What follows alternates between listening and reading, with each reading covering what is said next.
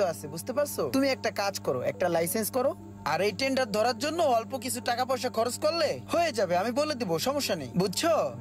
আচ্ছা আচ্ছা, এই ট্রেড লাইসেন্সের জন্য আর এই টেন্ডারের জন্য সর্বোচ্চ কত টাকা লাগতে পারে? টাকা তো ওরকম লাগে না, বুঝো না আমি যেখানে আছি।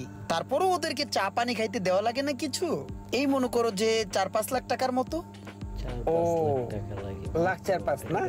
কথাটা একবারে খারাপ কয় নাই। তাহলে আমি এখনই টাকাটা দিয়ে দিই, কারণ এখন আমার কাছে টাকা আছে। এই লাম, টাকাগুলো হাতে লাম। আরে আমাকে টাকা দিচ্ছেন কেন? এই টাকা কি আমার নাকি? আমি এই হাত দিয়ে এই টাকা ধরবো? এটা তো তাদেরকে দিতে হবে চা খাওয়ার জন্য। এই এক কাজ করো, এই মোশাররফ টাকাগুলো ধরো তো।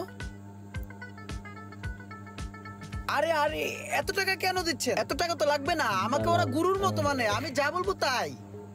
জাস্ট ফর্মালিটিস, চা খাওয়ার জন্য টুকটাক টাকা দিব। এই তুমি মোশাররফ একটা কাজ করো, ওকে 50,000 টাকা বেক করে দাও।